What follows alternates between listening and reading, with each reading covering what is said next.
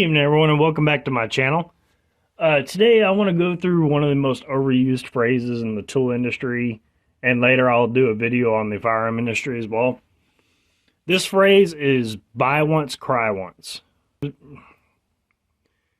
You may have scrolled through the internet and seen the recent controversy on the Just As Good brand versus the Real Pros brand. And I wanted to address this with some common sense. And if you're an entry-level tech, a new tech, starting your own business, whether it's automotive, whether it's industrial, whether you're doing construction, I want to give you some general guidelines on how you should purchase your tools and show you what I've done as I've gone in my maintenance tech career. Number one, you should buy your tools based on exactly what you need. If you're turning wrenches on a truck 24/7 and all you're doing is turning wrenches, you might want to invest in a really good set of wrenches. If you know your job is going to consist of doing electrical work 24/7, you should buy your tools based on what is the best in the electrical industry. If you are a plumber, if you are any of these specific. So let's say you're going to be turning wrenches on a truck 24/7, or you're going to be doing a lot of mechanical work and you need a good set of hand tools.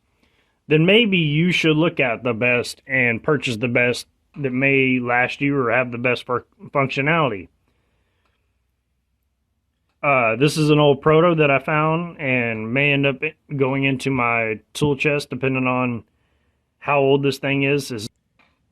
For example, like this old proto that I found, which is outstanding. I highly doubt that they make them anymore. They're probably still like real rebuild kits and stuff like that out there. But for the most part, this is kind of becoming a collector's item, so I don't know if I'll stick it in my toolkit or not. But if I know I'm going to be turning wrenches all day, every day, or I'm going to do some really, really heavy duty stuff, say big rigs. If I'm turning wrenches 24/7, I'm probably not going to get something like a Pittsburgh or an Icon. I may look towards the higher end. Maybe go towards Gear Wrench. Maybe go towards Snap-on, Wright, Proto, whatever brand that I find that is the best at what it's doing, at what I can afford. For example, when I knew I was going to be needing some tools to work at my current company, I knew I needed a set of wrenches. I didn't feel like taking the stuff that I had at the house readily available. So I went ahead and bought a really basic set of gear wrench ratcheting wrenches. At a previous company, we had these provided. They worked perfectly fine. We did a lot of work in blasters, paint departments, stuff like that. Stuff with a lot of really nasty fasteners, stuck fasteners. And if this didn't get it off, we were going to a breaker bar or to a heavy-duty ratchet of some sort. We weren't going to sit there and spend time and curse our ratcheting wrenches because they couldn't get it off, whether it was the open end or whatever we had to do. But for the most part, this did the job. And these wrenches, if I'm not mistaken, these were $100 for the set. Maybe a little bit less, depending on what sale I found them on. But these basic gear wrenches, they're perfectly fine. For example, if these gear wrenches, if they decided to fling themselves across the room or bust a jaw off or bust the ratchet of some sort, you can do one of two things. You can play with the warranty and try it again. See if it just wasn't a once in a blue moon scenario. Then I'll know, okay, maybe I need to upgrade something a little bit better. But I've yet to hit that point with these, and these are a $100 set of wrenches. If you've already spent, an obnoxious amount of money on tools, whether they're American made, whether they're your favorite country, favorite color, it matches your purse, it doesn't matter.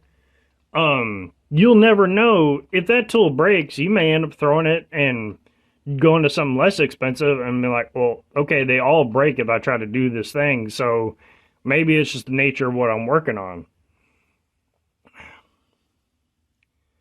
Sometimes if you break enough tools doing certain things, like I know all of us experienced tech have done, I know all of us experienced techs have done the extra torque multiplier where you hook the wrenches together and whatnot. And I know we've all broken jaws off wrenches. We've busted the open ends off doing that junk. You really should invest in one of those ratchet extensions, or if you're doing that real often, you probably should invest in one of those wrench extenders that allow you to have a little bit more leverage. But if you're doing something stupid like that, you're probably going to break every tool on the market, whether it's a Wright, a Snap-on, whatever. You're going to break them more often than you normally would, because you're using them for a very strenuous task and one it's not designed for. And I'm sure many of you experienced techs and mechanics out there have broke ratchets or broke regular wrenches or other tools doing things they normally do every day. And you just know, hey, that's the nature of mechanical things. They break. That's why we have maintenance departments, because tools and machines break all the time and we need somebody to get them back running or get something new installed. The third really small point that I want to make is making money is cool, not spending money. Your customers, unless they are in the maintenance industry, or your customers, unless they are in the industry and they are doing some of their own work, they're not going to look in your toolbox and see whether it says Craftsman, Gear Wrench, US General, Snap-on. They don't care. They care about how well you do the job for the service and how good it looks, to be honest. If you keep your tools nasty, like I know I'm guilty of doing it, I know other people are guilty of doing it. You know, when Friday hits, we've had a really dirty job, we just chuck our tools in the toolbox and call it good. Well, guess what? Your customers see that and they don't like that. They don't like the fact that if you treat your own gear like that, what are you going to do underneath their car? Or what are you going to do on their piece of equipment? So if you are out there doing the work, making the money, making sure that you look the best while you're doing it, most customers and most customers are going to look at you and be like, wow, that tech really knows what he's doing. And most of them aren't going to pay attention or care that your tool says, your impact wrench you use to take off their lug nut says Ryobi on it. Nobody's going to care. They're not going to look in your toolbox and say, oh, that wrench he's got, oh, it's made in USA, America. They're going to say, oh, look, there's a set of wrenches. That's cool. And to help drive that home, let's say you're making $500 a week doing work on people's trucks. Just throw a number out there. If you're still making $50 to $100 worth of tool payments to your tool truck or your creditor or whatever credit card you bought it through, if you're still making those payments, you're behind the ball. Whereas the shop down the road who didn't spend their money on ridiculously overpriced tools is getting the job done for the same amount of money, and that money could actually be going towards things like, I don't know, retirement, investing into other pieces of equipment that they actually need, even, hey, shocker, giving your employees more money at the end of the day. If you're not spending the money on payments or recuperating what you lost off the tools that you got, maybe you could be generous and give your guys a raise or a bonus because they're doing so well.